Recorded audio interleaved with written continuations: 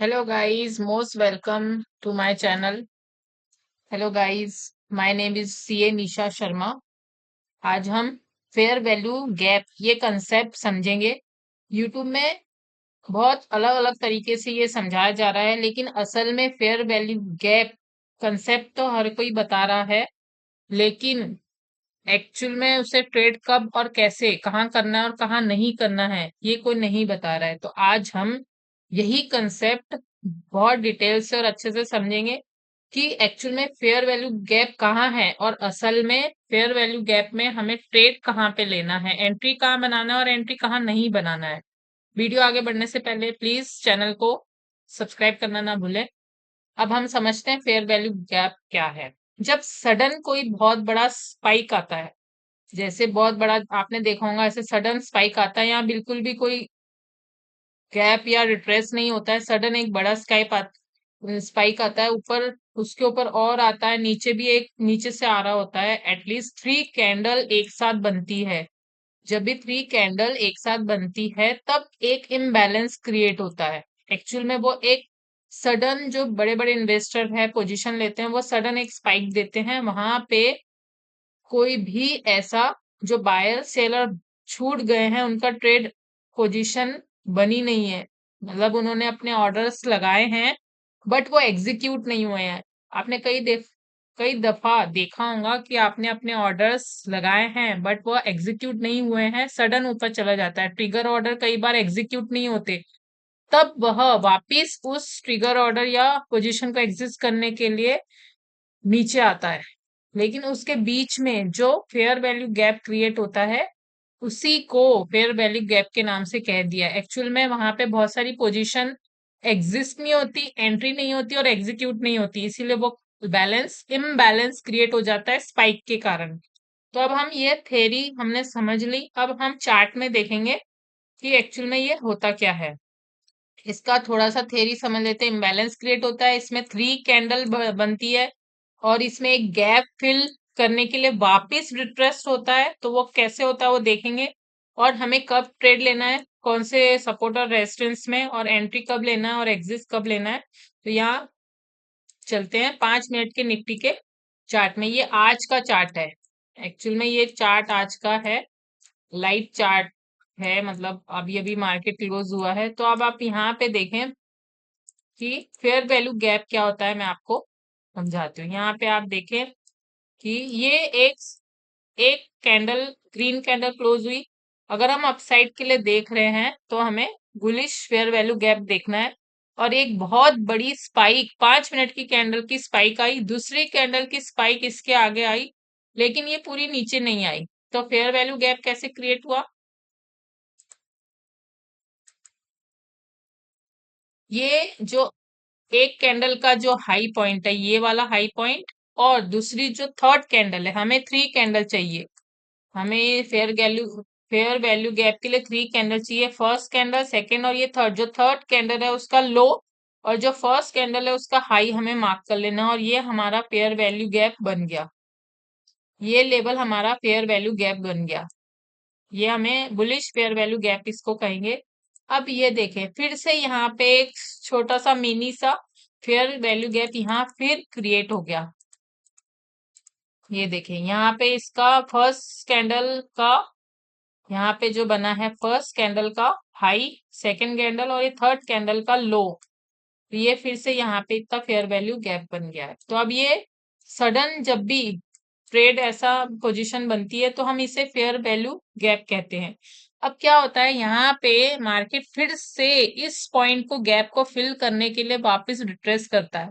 लेकिन इस केस में आज मार्केट आज ही का ये चार्ट है, तो ये जब भी आएगा तो इस पॉइंट के आसपास आके फिर रिवर्स हो सकता है। तो ये हमें फेयर वैल्यू गैप का मतलब यही है कि उस पॉइंट में वापस रिवर्सल लेके वो आएगा। लेकिन इस चार्ट में अभी दिख नहीं रहा, हम नेक्स्ट चार्ट देखते हैं, इसमें आपको एग्जैक्ट समझ में आएगा कि फेयर वैल्यू गैप कैसे वर्क करता है। ये हमारा डाउन साइड का चार्ट है। तो इसमें आप देखें कि फेयर वैल्यू गैप कैसे क्रिएट हुआ है।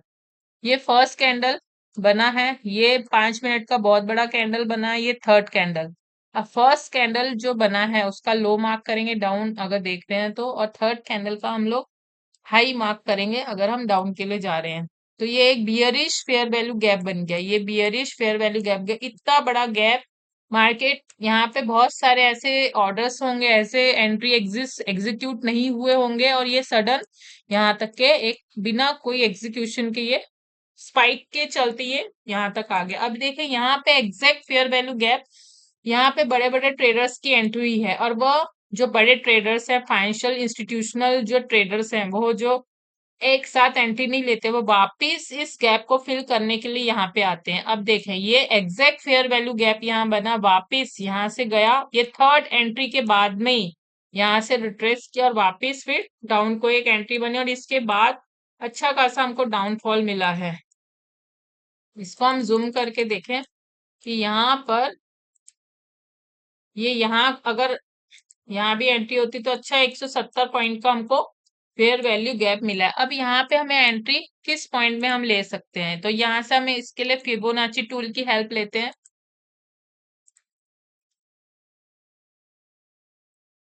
Bottom to top Fibonacci tool लगाने के बाद हमें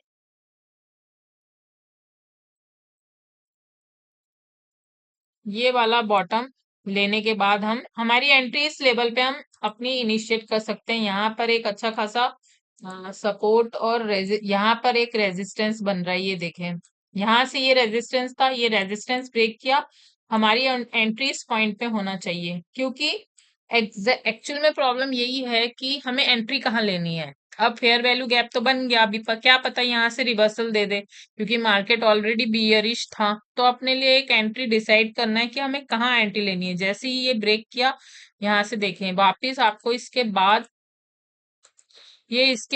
आपको रिवर्स नहीं दिखा, वापस ये नीचे नीचे ही जाता रहा, और यहाँ से भी लेवल नीचे, यहाँ से लोअर लो बन रहे हैं।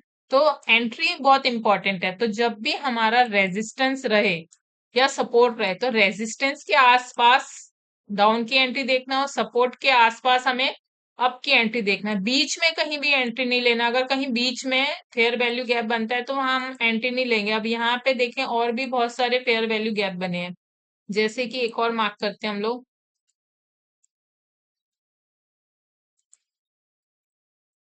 यहाँ पे हम ढूंढते हैं फेयर वैल्यू गैप और कहाँ बना है। ये वाला देखें, एक यहाँ पे एक फेयर वैल्यू गैप बन रहा है, ये लेवल, ये लेवल देखें, और ये लेवल, ये इसके बीच में एक फेयर वैल्यू गैप बन गया है।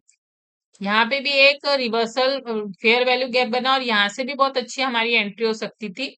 ये क्योंकि रेजिस्टेंस लेवल ही है, अपसाइड का यहाँ रेजिस्टेंस ही है, तो यहाँ पे देखें डाउन के लिए ये गया एक बार, और फिर बाद में ये रिट्रेस लेके आया। ये वाली कैंडल हम देख रहे हैं, ये दिख रहा है बुलिश, बट ये रिवर्सल लेके एग्जैक्ट इस पॉइंट से आया, वापिस इस लेवल पे गया, और वापिस यहाँ से रिवर्सल दिखाया। तो ये वाला लेवल जो हमारा फेयर वैल्यू गैप बना, ये जो रेड कैंडल है,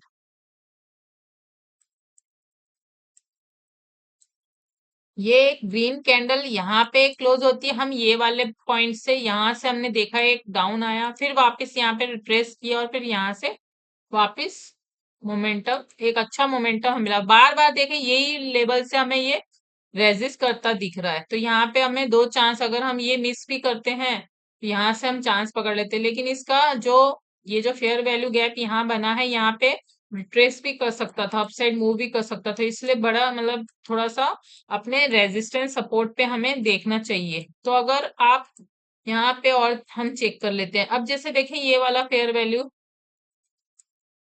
यहाँ पे देखें, अब हमें कंफ्यूज हो रहा है ये लेवल और ये वाली कैंडल, मतलब ये वाली कैंडल का लो, लो, और ये कैंडल का हाई, यहाँ पे आपको फेयर वैल्यू गैप नहीं दिख रहा होगा। इसको फेयर वैल्यू गैप नहीं कहते।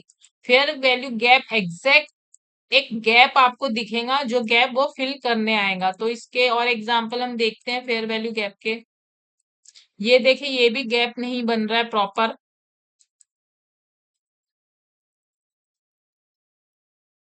जब भी कोई बड़ी बड़ी कैंडल्स बनेंगी, हम वहीं पे चेक करेंगे फेयर वैल्यू गैप, जहां कोई बड़े बड़े विक बनते हैं। जैसे ये देखें यहाँ पे एक बड़ा है, लेकिन यहाँ पे रिट्रेस नहीं किया, इस कैंडल पे रिट्रेस नहीं किया, ये बन रहा है एक फेयर वैल्यू गैप। बट यहाँ पे कैंडल वापस ही नहीं आई है, इस लेवल पे कोई रिट्रेस नहीं हुआ है, तो ये हमारा फेल हो गया है फेयर वैल्यू गैप। और भी काफी फेयर वैल्यू गैप हम चेक कर सकते हैं।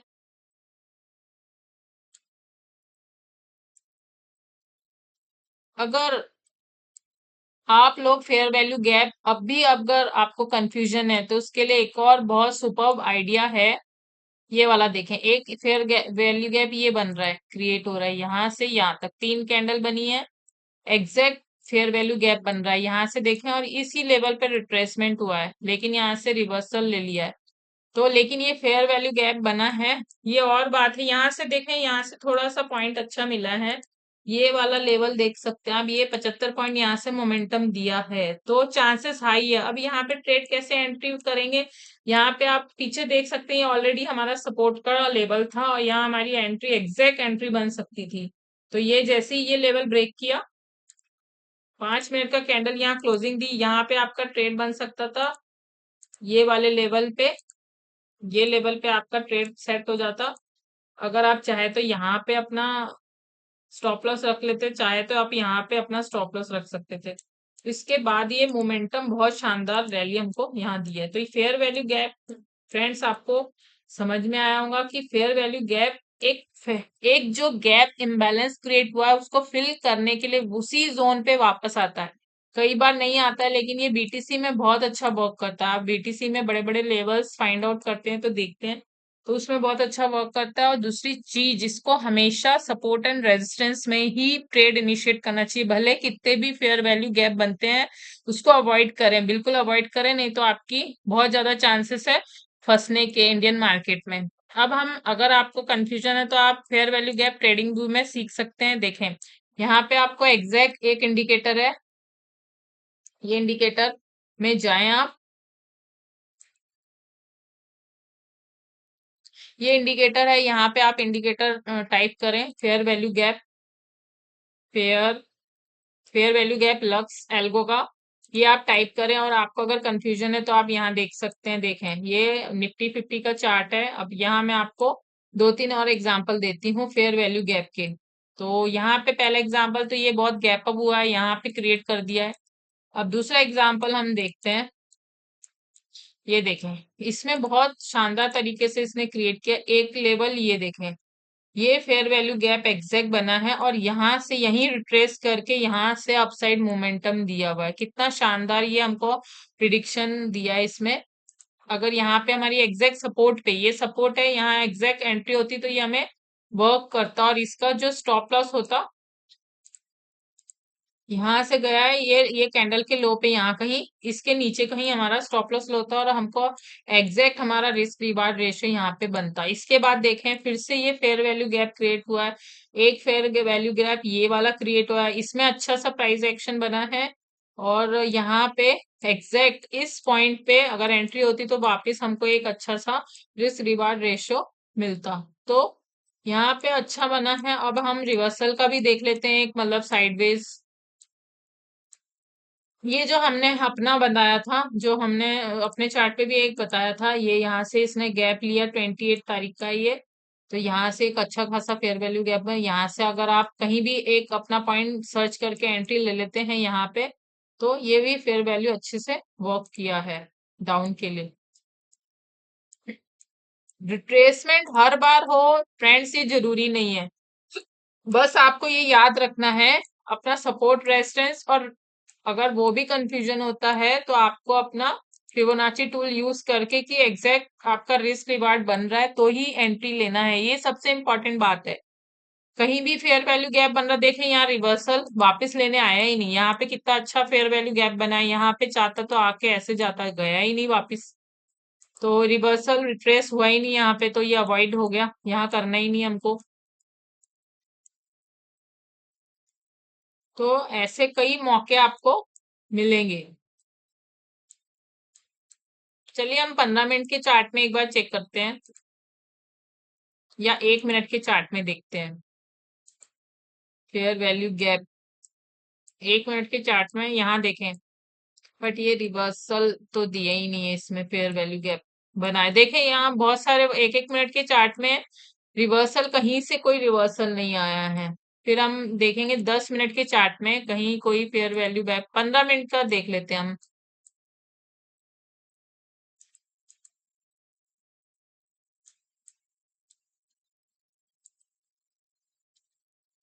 यहाँ पे रिवर्सल, ये तो बहुत शानदार बना है, ये भी बना है बट ये बहुत शॉर्ट के लिए बना है। जैसे अब मान लीजिए यहाँ से लो टू हाई हम रिवर्सल लगाते हैं, यहाँ तक के एक हाई लगाते हैं, तो ये 50% के आसपास आया, तो हाँ यहाँ हम एक छोटा मोटा ट्रेड फाइनल कर सकते थे 15 मिनट में, क्योंकि मोमेंटम जिस टाइप का रहता है उसी टाइप का यहाँ बहुत अच्छा बना था।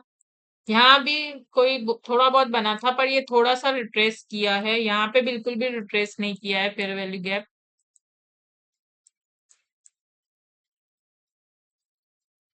तो यहाँ पे देखते हैं, अभी यहाँ पे बना हुआ है एक, यहाँ पे भी बना है बट यहाँ पे भी इसने कोई रिट्रेसमेंट खास दिया नहीं है।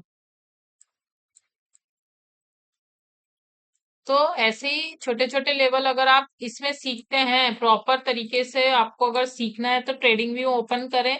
यहाँ आपको आपको प्रॉपर फेयर वैल्यू गैप आपको आइडिया लगेगा, क्योंकि शुरुआत में हमें कंफ्यूजन होता है एग्जैक्ट फेयर वैल्यू गैप कहाँ बन रहा है कहाँ नहीं बन रहा है। तो और दूसरी बात ये हमें याद रखनी है कि जो हमें एंट्री लेनी है वो प्रॉपर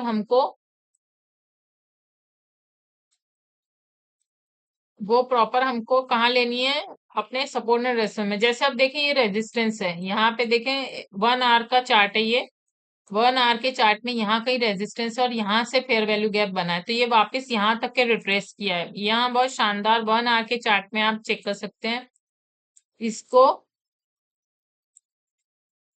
ये देखिए यहाँ गया वापिस, यहाँ 2 बार रिट्रेस किया, फिर किया वापस यहाँ से डाउन। यहाँ से भी रिट्रेसमेंट, ये वाला रिट्रेस अच्छा दिया है, ये लेवल पे अच्छा रिट्रेस दिया है। यहाँ से गया, जब भी हमें ऐसा डाउट हो तो फिबोनाची टूल लगा के अपना रिट्रेसमेंट लेवल चेक कर सकते हैं, क्योंकि अपना सपोर्ट और रेजिस्टेंस में ही हमें मार्क करना है। ये देखें इसने ब्रेक किया अपसाइड के लिए, यहाँ से लेवल है 78 पॉइंट तक आ गए, लेकिन जब ये लेवल ब्रेक करता है यहाँ से तब कहीं यहीं पे एंट्री होंगी, क्योंकि देखें यहाँ पे एक एम पैटर्न भी बन रहा है, ये लेवल पे एक एम पैटर्न बन रहा है, तो यहाँ से एक एंट्री हो सकती थी, यहाँ भी बन रहा है बट शॉर्ट बन रहा है, यहाँ पे एक हमारी एंट्री हो सकती थी इस लेवल पे। तो ये बहुत अच्छा, यहाँ पे एक चांस मिला, यहाँ पे एक छोटा सा चांस मिला, यहाँ हमारी एंट्री हो सकती थी रिट्रेसमेंट में।